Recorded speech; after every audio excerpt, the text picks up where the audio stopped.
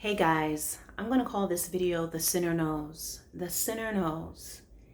So today, while I was doing some things on answering some threads and things on my channel, I came across a video where it was talking about sexy clothes in church.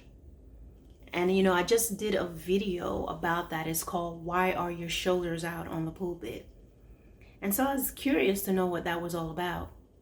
So I went in there and I looked and I realized that it wasn't a Christian video. It was someone who is not a Christian that was talking about it. And I listened, guys, because I wanted to hear what the sinner or a person who is not a Christian, what is the world's perspective of this? So the video was about 11 minutes long, and this guy was talking about it. And he was just talking about, how he grew up with his grandmother and things like that. And he remembered going to church, and he said even though he didn't appreciate it then, he says seeing that the way people dressed, he even spoke about the music in the church. He said, there was a band, they sang music that, will just, it reached the heart, and he said he sees a difference now in the churches. It's like the church is kind of doing stuff that they do, doing stuff that the world does. And it's like that he was talking about how, the church is singing Christian songs to like worldly beats, and says not so much that you don't need a church. He was talking about how it looks like they have a DJ because the dude is there with a little laptop and some beats and stuff like that. And even if they're using music, it's like the sound is like the sound of the world, the club. He said, it's like the club now. And then he went on and started talking about how women are dressing in the church. And he was like, he said, I know the Bible say come as you are, but he said, I really feel like people's taking that a little too far. He is like, he's just talking about how it is as a man going to church. And he said, you're sitting there trying to be respectful, trying to get your praise on.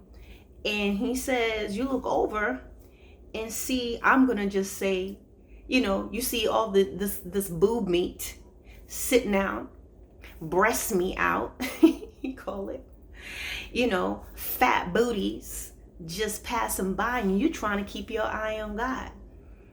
And he was just saying how he sees this change in the sound, in the service and everything. And he's like, he figured, people just flowing with it. The pastor's just flowing with it. Hey, might as well come up and get up with the times and what's going on. And he was saying maybe it's just that they trying to keep the congregants in, keep that money going. But he was like, he could see basically that stuff is not right, and just the difference in the church and what it was and what it is and how close it is to just the club setting. And then he was talking about how he says it's just so crazy how he says women will come to church dressed this way, but then kind of get offended if you approach them trying to holler at them or whatever. And he made a reference to something Dave Chappelle said. He says, okay, you may not be a hooker, say women dress a certain way, and then get offended if you approach them like, hey. And so just because I look like this don't mean that I am like this. And he made, he said Dave Chappelle made a reference to like saying, well, you may not be a hooker, but if you have a hooker uniform on, then it's kind of hard to tell the difference. And then he said something that was even funnier. It's like he's wearing a full police uniform, walking around, got the badge on and everything, and someone comes up to him and said, "Officer, please help me, please help me, I need your help." And you turn around and say, "Just because I'm wearing a police officer uniform doesn't mean that I'm going to be here to help you. Doesn't mean that I'm actually a police officer and I'm obligated to help you." Hey, I'm not as funny as, But the point is, the world knows, the sinner knows what right and wrong is. So when listen, if they can see that,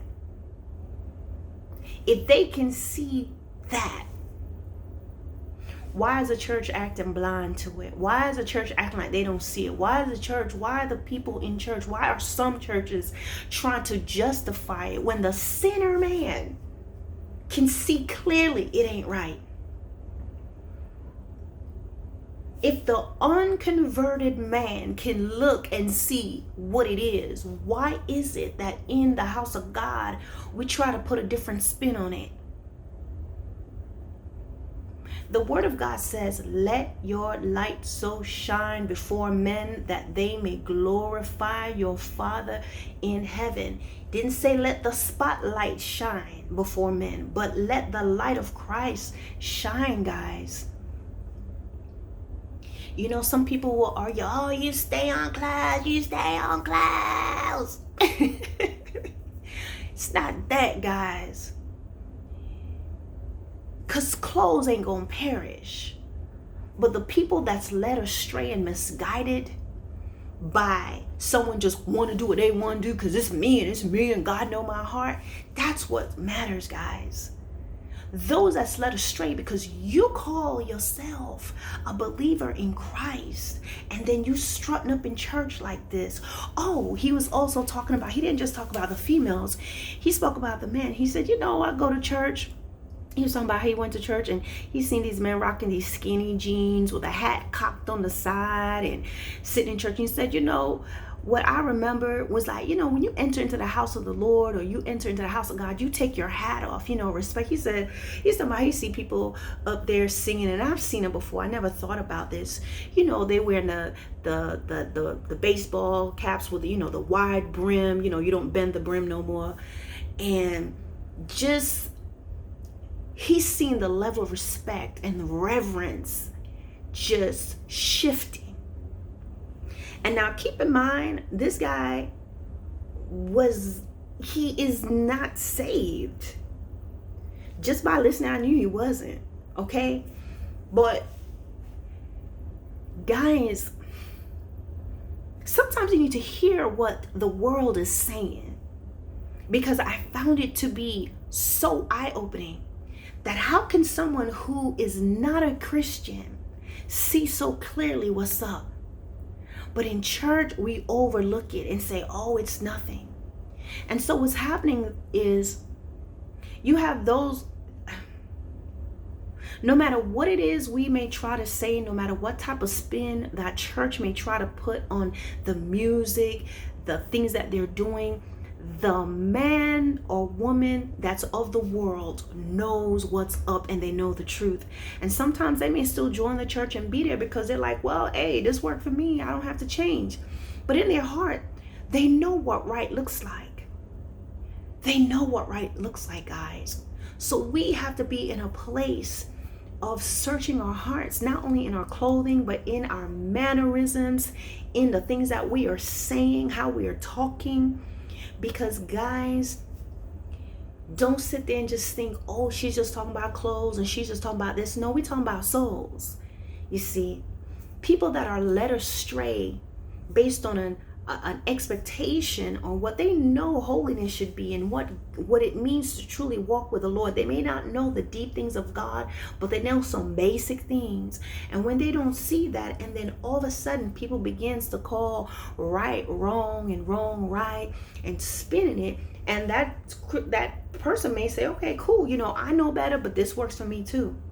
That's the person you're going to stand before God for. Those are the individuals, the people that are not growing, the people that don't know better and go, okay, well, I guess, I can continue doing this. So the world knows, and they're recognizing the carnality in many churches, and we see it. But there's a bystander effect that happens, you know? The bystander effect is when everybody sees something, they know something's not right, right? But because nobody is doing anything about it, no one says anything.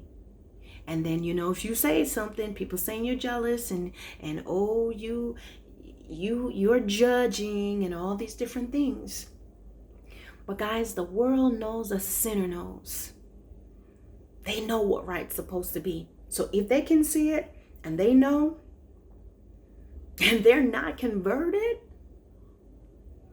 then we know better. But people are just choosing to live and to do whatever they want to do. Guys, whether it's in dressing, in what you're doing, in the places that people are seeing you at, in the things that you're putting your hands to do, when you sit there ordering that shot and getting and turning up and getting drunk and up in people's faces and sleeping with people at work, while you are saying that you are a part of this church or that church, and you are in this ministry and you hold this position, guys, we are sending a message all the time.